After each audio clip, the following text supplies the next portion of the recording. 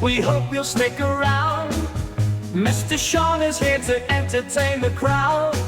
We've got a bit of everything, cause everything's allowed. Chimera Miniatures is here to stay. We hope we make you proud. Welcome back to the channel, everybody, and welcome to an episode of Mr. Sean's Top 5s. We're going to talk about the topic of today's Top 5 list in just a second, but before we do that, please know that we do currently have a giveaway going on in honor of us finally reaching 900 subscribers. Not once, but twice. You know, we reached 900, we then lost a few, and then we gained them back. So we're at over 900 now, and as always, we're going to do that giveaway. So this giveaway is for this piece, which is a custom kit-bashed miniature I like to call Female Alien Club Goer. The story behind this miniature is it actually started out as a commission of a VTuber's avatar, and I had, designed it with them. They approved everything. I went ahead, I made it. I sent them the images, and they ghosted me, never got back to me, and this piece just sat. So I ended up doing a repaint on it and turning it into this young alien nightclub aficionado. To enter to win this miniature, please go on over to the community tab on the channel, find the giveaway post, and enter the code phrase 100 to go by 11:59 p.m. Eastern Standard Time, Friday, August 2nd, 2024. Again, after you watch this video, head on over to the community tab and enter the phrase in order to be entered to win. We are now less than 100 subs away from our goal of 1,000 subscribers for the year, and you all have helped make it happen. So let's get into the content of today's video. I've recently started letting people vote on the content, and for this week it was decided by you, the viewers, that I should do a top 5 list. Now, I did ask for suggestions, but nobody had suggested at the time, and so I made up a few of my own and let people vote on that as well, and the one that won for today's video is top 5 children's animated shows based on R-rated properties. So here we have my top picks for children's shows that are rated, are given a rating of Y7, so good for children 7 and older, that are based on properties that are made for an audience 17 and older. Now, these all hail from the 80s and 90s, which were a crazy time where just about anything goes, and I've always thought it was kind of funny looking back that so many properties that were just not appropriate for kids, that somebody at some board meeting was like, hey, what if we made this show, but it's for kids? And people went along with it, and it happened way more times than the 5 that are on this list, but I figured I'd pick the ones that are probably like some of the most R-rated of the R-rated franchises that they somehow decided were fit to turn into Y-7 rated cartoons. So here we go. We're going to start today's list off with an honorable mention, and that honorable mention is Rambo: The Freedom Force, based on the Rambo film franchise. Now, the Rambo series is both a book and a series of ultra-violent movies, starting with the film First Blood in 1982, starring Sylvester Stallone as the titular character, John Rambo. So, taking inspiration from this and the sequel, Rambo First Blood Part 2, they of course decided it was a great idea to make a children's TV show called Rambo: The Force of Freedom in 1986. In this animated adaptation, on Colonel Troutman's request, John Rambo leads a special unit called the Freedom Force all over the globe with the goal of to combat the paramilitary terrorist organization SAVAGE, which stands for Specialist Administrators of Vengeance, Anarchy, and Global Extortion, led by the nefarious General Warhawk. Now, this cartoon was the first time a studio had ever adapted an R-rated franchise into a children's cartoon. And like so many odd decisions involving cartoons in the 80s and 90s, this was done to sell toys. And the show clearly took inspiration from G.I. Joe: A Real American Hero, which aired from 1983 to 1986, Savage clearly being a stand-in for Cobra. And honestly, the show did very well, despite only being around for a year. It started out as a miniseries with the first 5 episodes, and then became a full series, ending in December of 1986 with a total of 65 episodes. So with such impressive stats, why is this one just the honorable mention and not actually part of the top 5? 5? Well, that's because one, I've never seen it. I first really heard about this. I kind of knew about it a little bit, but I've never seen it. I only really found out what it was all about while making this video. And two, I've not even really seen a lot of, I think I've seen Rambo 3, and that's it. I've not seen First Blood. I've not seen First Blood Part 2. So because this is my list, I'm giving it the honorable mention because I feel like it does deserve recognition. I just don't know anything about this show.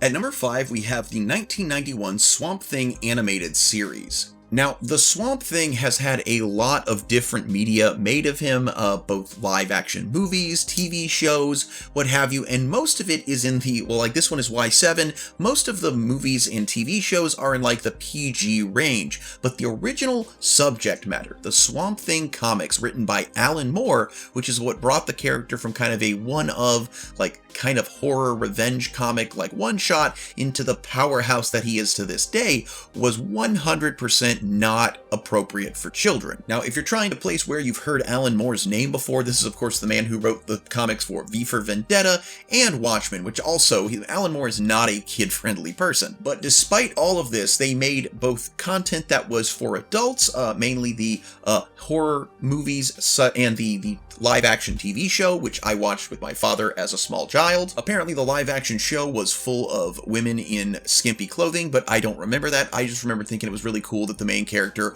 was a giant green swamp monster. I did not realize how adult the subject matter of Swamp Thing was until much later when I read the original comics, which are very good. I do suggest you read them, but all that being said, they did still decide to make a animated TV series for children based on this character. And why did they do that? Of course, it was to sell toys. One of the big things in the 80s and 90s was marketing to kids and getting away with it by giving it a positive semi-educational theme while really just being about selling toys and, you know, through cool action cartoon violence. And one of the big ways that companies did this was having an eco message. Much like Captain Planet, Swamp Thing was all about Swamp Thing and his buddies fighting Dr. Anton Arcane and his group of unmen in their attempt to save the planet.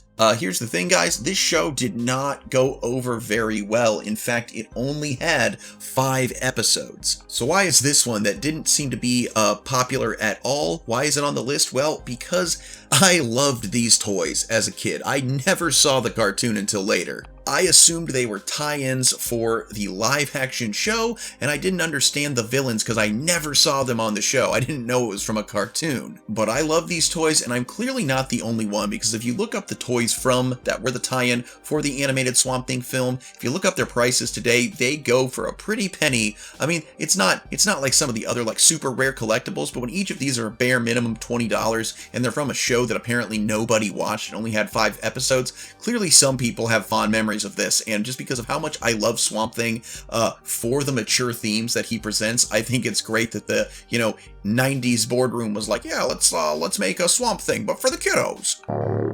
At number 4, we have Mortal Kombat Defenders of the Realm. Now, Mortal Kombat the franchise should need no introduction. It's the fighting game everybody knows about, right alongside ones like Street Fighter or Tekken. It's also the one that of all of the fighting games our moms did not want us to play. While the movies may have been in the PG range, the games themselves were very controversial, at least in the beginning, and and over time the content of the games has just gotten more and more gruesome as the game graphics have gotten better and better. So in a time where game companies were under harsh scrutiny even from the US government about marketing violence to kids, Threshold Entertainment, Film Roman, and the USA Studios and New Line Television all thought that a great idea would be to make a TV show for USA Network about the characters of Mortal Kombat in a sort of alternative sequel to the first Mortal Kombat film and the events of Ultimate Mortal Kombat 3. This show focused on a group of warriors assembled by Raiden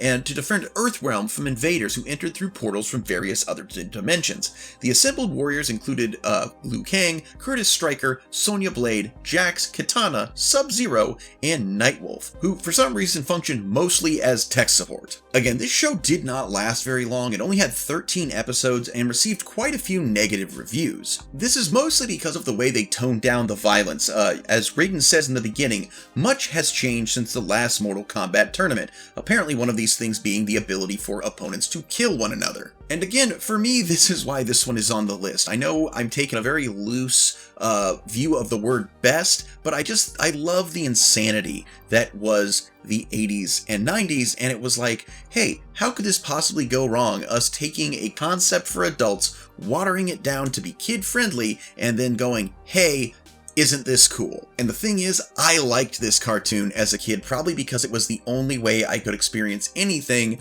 of the magic of Mortal Kombat that all of my friends' parents let them consume wholeheartedly, while my parents weren't so keen on it. And since it's my list, that means I get to pick, and I think that Mortal Kombat Defenders of the Realm deserves a spot.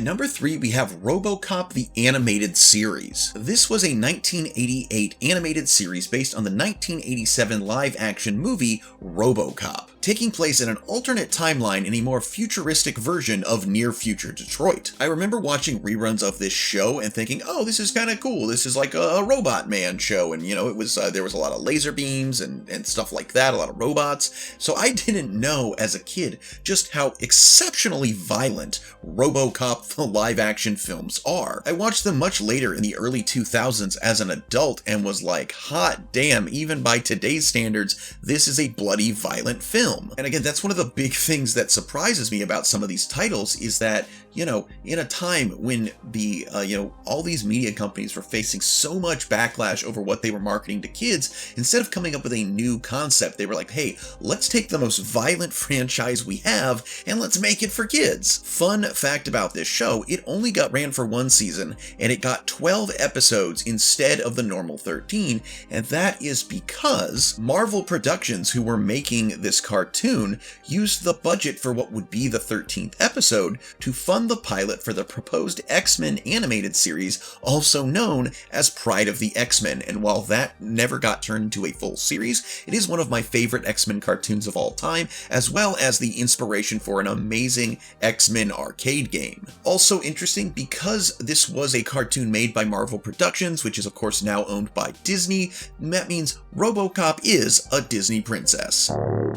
At number 2, we have 1991's Toxic Crusaders, which was based on the Toxic Avenger film series from Troma Films. While in no way the first R-rated property to get turned into a kid's cartoon, the property that this one was based off of was considerably more controversial than some of the previous entries on this list. Troma Films is known for making low-budget movies with lots of gore, violence, and sexual content. And the original Toxic Avenger film that this was based off of is no different. Now, while in the original films, Toxie took revenge on corporate America for the accident that turned him into a hideous mutated monster, the animated series version was considerably tamer. Throughout the show's 13-episode run, he and his friends would fight the extraterrestrial forces seeking to fill our world with pollution. Again, much like the Swamp Thing cartoon, this one was made in order to kind of be like, oh, well, we can get away with a lot more if we give it like an educational message. I was aware of the Toxic Avenger series, though as a child I did not watch it. I did see the action figures all over the place, and I did watch the live action, the original movies later in life, and then I was like, wait, this is the property that those action figures were based off of? Wow. But unlike some of the other ones on this list, this cartoon apparently was a cult hit and has many fans who remember it fondly. And like some of these other cartoons, it was made in order to sell toys, and those toys are quite valuable today.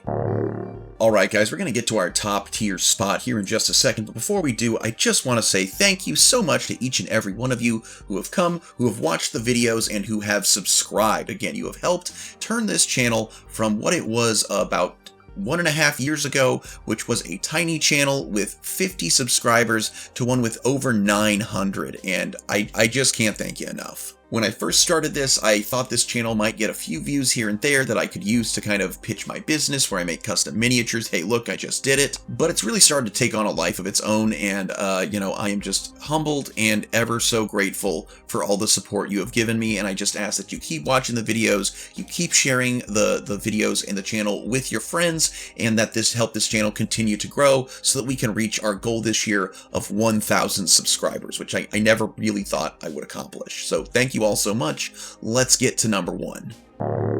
And at number 1, we have my all-time favorite kids cartoon based on an R-rated property, and that is Tales from the Crypt Keeper. So Tales from the Crypt Keeper is based off the HBO live-action anthology series Tales from the Crypt, which is itself based on a anthology movie series of the same name, which is in of itself based on a series of horror comics from the same name. So this series started all the way back in the 50s. The Tales from the Crypt comics were part of one of the biggest things that came under scrutiny in the comic world by the McCarthyism era, and then there were later movies made on it in the early 70s, but the series would really come to popularity in the 90s with the HBO live-action television series Tales from the Crypt. One of the most memorable parts of both this HBO live-action show and also the animated show Tales from the Crypt Keeper was the redesign they gave of the Crypt Keeper himself. Originally in the comics, he was kind of this enigmatic, hidden figure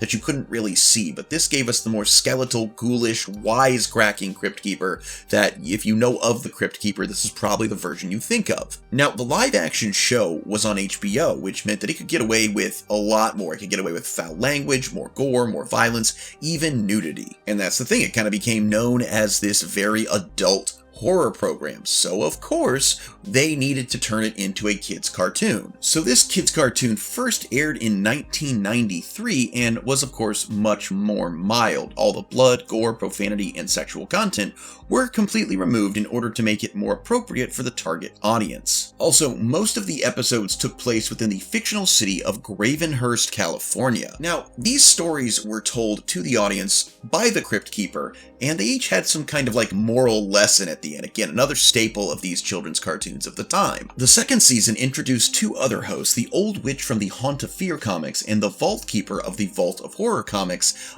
each trying to take over the Crypt Keeper's show as they were not given one of their own. Now, this series was canceled in 1994, but was brought back for its third and final season in 1999 under the name New Tales from the Crypt Keeper. So why is this one number 1 out of all the ones I could have picked? Well, one, because it was one of my favorite shows to watch growing up, and honestly, it still is. I love putting them on during spooky season just for that trip down memory lane. Also, it got 2 seasons, explored different formats, and was popular enough to be brought back years later after its cancellation, which in a lot of cases is something we're only starting to see happen frequently right around now with the advancement of streaming media. But no, this one was brought back to television years after its cancellation because it was a popular show. Also, I think that while there is plenty of violent TV out there for kids that will bring them into the world of action and adventure movies, there isn't nearly enough good, solid, children's-themed horror series. And honestly, as a horror fan, this cartoon just scratched an itch I really needed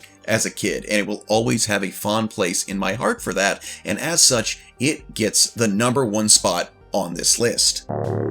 So that's my list, guys. How do you think I did? Do you agree? Do you disagree? Let me know in the comments. Also, be sure to like, be sure to subscribe, and be sure to check the links to see if you would like to maybe buy a mini, join the Patreon, become a channel member. Anything you can do to help support the channel, greatly appreciated. But again, the best thing you can do is come back for the next video. Until next time, I'm Mr. Sean, this is Chimera Miniatures, and I sincerely hope that you alpha great day and an even beta tomorrow. Bye-bye. Welcome to the show, we hope you'll stick around. Mr. Sean is here to entertain the crowd. We've got a bit of everything, 'cause everything's allowed. Chimera Miniatures is here to stay, we hope we make you proud. Welcome to the show, we hope you'll stick around. Mr. Sean is here to entertain the crowd. We've got a bit of everything, 'cause everything's allowed. Chimera Miniatures is here to stay, we hope we make you proud.